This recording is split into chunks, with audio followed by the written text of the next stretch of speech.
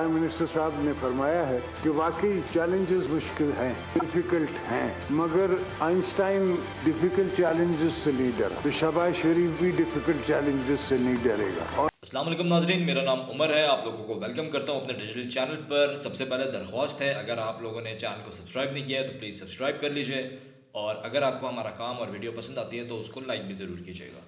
सबसे पहले मैं बात करूंगा जरदारी साहब की और शहबाज शरीफ साहब की, कि शहबाज शरीफ साहब को कंपेयर किया जरदारी साहब ने आइंस्टाइन के साथ।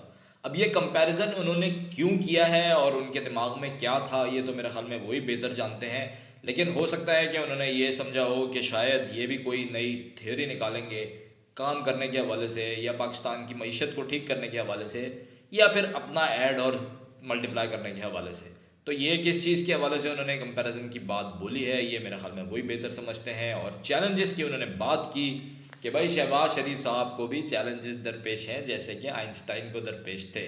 खैर मेरे ख्याल में शायद उन्होंने इस चीज़ को भी मद्देनज़र रखा है कि बहुत सारे मुश्किलात दरपेश हैं और इतना आसान नहीं है इस वक्त पाकिस्तान की इकॉनमी को लेके चलना, इवन पाकिस्तान के हालात को लेके चलना, क्योंकि जो अपोजिशन बैठी हुई है आपको पता है कौन सामने है, और उनके साथ साथ रोज़मर्रा की चिक चिक पिक पिक जो है वो तो लगी रहेगी। उन हालात में काम करना और उन हालात में डिलीवर करना वाकई आसान नहीं होगा शहबाज शरीफ साहब के लिए। खैर अब मैं चलता हूँ दूसरी खबर की जानिब।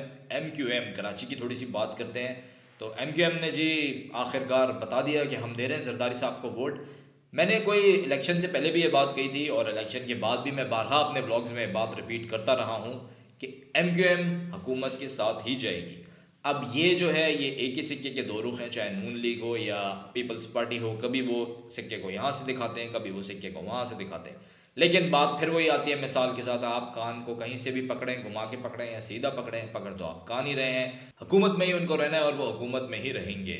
तो अब आगे उनको कौन सी मिनिस्ट्रीज ऑफर होती हैं, इनका अभी थोड़ा सा अंदिया दिया गया है कि शायद IT मिनिस्ट्री, शिपिंग की मिनिस्ट्री और एक कोई और वजारत, 3 वजारतों का अभी तक जो मेरे पास जो ज़रा है वहाँ से सुनने में आया है। कंफर्मेशन अभी तक नहीं दी है इन्होंने कोई भी, लेकिन ये 3 वजारतों का सुनने में आया है। गवर्नर की जहाँ तक मैं बात करूँ तो यार आप लोग बताएं ज़रा, क्या लगता है गवर्नर कौन होगा? पीपल्स पार्टी से होगा या MQM से होगा? मेरी ज़ाती राय के मुताबिक जो है वो अभी तक जो मेरे पास इतलात हैं कि पीपल्स पार्टी चाह रही है इस बार अपना उनका गवर्नर आए, और ये जो है हमारे कामरान टिसोरी साहब, इनको अब घर चले जाना चाहिए। तो इस गवर्नर वाली बात पर अमल दरामद होगा या नहीं होगा ये अभी 2-3 दिन में पता चल जाएगा। अब मैं ज़रा बात कर लूँ गैस की टाइमिंग की। रमज़ान क्योंकि करीब हैं, 2-3 दिन के अंदर शुरू होने वाले हैं, तो गैस की जो टाइमिंग है वो बताई गई है कि कुछ आपको चैनल के ऊपर नज़र भी आ रही होगी क्या टाइमिंग बताई गई है। और साथ में ये भी कहा गया है कि कोशिश होगी कि सहरी और अफ्तारी के वक्त गैस की लोड शेडिंग ना हो। खैर ये बिजली वालों ने भी कहा है कि वो भी कोशिश करेंगे कि बिजली की लोड शेडिंग ना करें। अब ये इन चीज़ों पर कितना अमल दरामद होता है ये हमें पता रमज़ान में ही चलेगा। तो अब ज़रा बात कर लेते हैं IMF की, क्योंकि IMF ने कह दिया है कि आप अपनी जो आपकी काबीना है उसको तकमील कर लें, पूरी जब आप बना लें तो उसके बाद हमारा वक्फ आएगा आपसे बात करने के लिए। कर्जे की शदीद ज़रूरत है, क्योंकि पाकिस्तान के अंदर हम हमेशा यही सुनते आए हैं कि ख़जाना खाली है। तो 8 बिलियन का IMF से लेने का इरादा रखती है हमारी सरकार इस दफ़ा। अब वो 8 बिलियन यूटिलाइज़ कैसे होंगे उनके ऊपर एक अलग डिबेट है, लेकिन अभी तक की 8 बिलियन की इनकी कोशिश है कि इतने पैसे इनको मिल जाएँ। तो IMF वाले आएंगे ज़रूर और उन्होंने बात भी करनी है, तो उन्होंने ख़ुद भी इस बात का कंफर्मेशन दे दी है IMF के वक्फ में कि ये एक दफ़ा आप सेटल हो जाएं तो फिर हम आ रहे हैं आपके पास। लेकिन हम कब तक IMF प्रोग्राम में रहेंगे, और क्या कभी कोई ऐसा वक्त भी आएगा कि हम IMF का कर्जा पूरा वापस करके ये बता रहे हों अपने लोगों को, अपनी आवाम को, कि हमने IMF से जान छुड़ा ली है?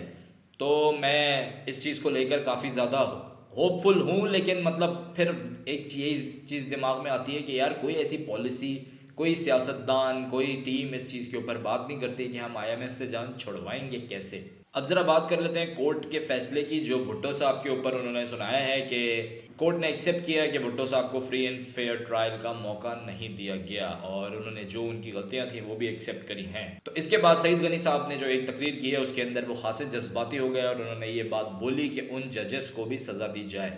मैंने वीडियो भी साथ शेयर कर दी है।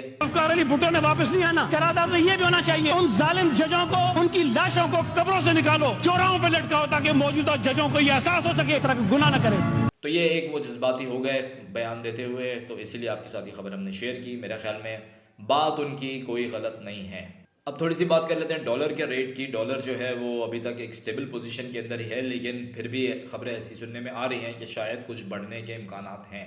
वज़ीर ख़जाना कौन बनने वाले हैं तो मैंने अपनी पिछली वीडियो में भी बताया था, मोहम्मद गौहर साहब का नाम है, जो बैंकर हैं, निजी बैंकर हैं, तो उनको इस बार वज़ीर ख़जाना लाने का इरादा है।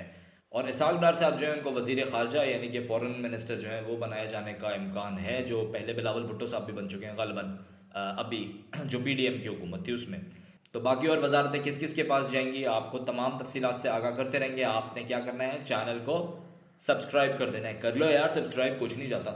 उसी के साथ ही रमज़ान की आमद है, कोशिश करें कि रमज़ान में जब भी गाड़ी चलाएं या बाहर निकलें तो अपने गुस्से को काबू रखें और अपने आप को ठंडा रखें। मैं आजकल भी देख रहा हूँ 2-4 दिन से कि ट्रैफिक ऐसा हो गया है कि लोग गुस्से के अंदर अजीब हुए हैं, क्योंकि गर्मी की ज़रा आमद हो ही चुकी है। कराची वाले जो हैं स्पेशली उनको तो आइडिया होगा, दोपहर में जो टेम्परेचर होता है वो मतलब काफ़ी पसीना निकाल देता है।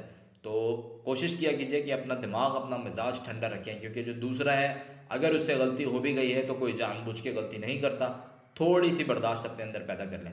इसी के साथ बात कर लेते हैं ज़रा अडियाला जेल की। तो अडियाला जेल से जो कैदी वो पकड़े गए थे, जो तकरीबकारी का वहाँ पर प्लान कर रहे थे और उनके पास से अडियाला जेल के नक्शे भी मिले, उनका इरादा था वहाँ पर कोई धमाका शमाका करने का। तो शुक्र है खुदा का कि वो पहले वक्त से पहले पकड़ लिए गए, क्योंकि आपको पता है वहाँ पर इमरान खान साहब भी हैं, वहाँ पे शाह महमूद कुरैशी साहब भी हैं, वहाँ पर हमारे ये परवेज़ इलाही साहब भी हैं, तो और भी खासे कैदी वहाँ पर मौजूद हैं, लेकिन हाई प्रोफाइल कैदी भी वहाँ पर मौजूद हैं।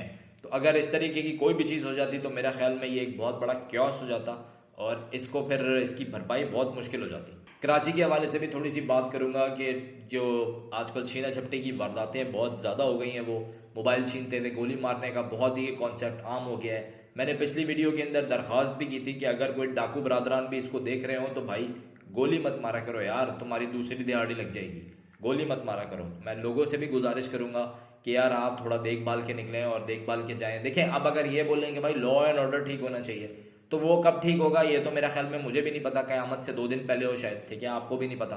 तो जब एक चीज़ का पता नहीं है तो हम अपनी एहतियाती तदबीर तो ले सकते हैं ना, अपना प्रिकॉशन तो ले सकते हैं, अपनी हिफाजत खुद करनी पड़ेगी।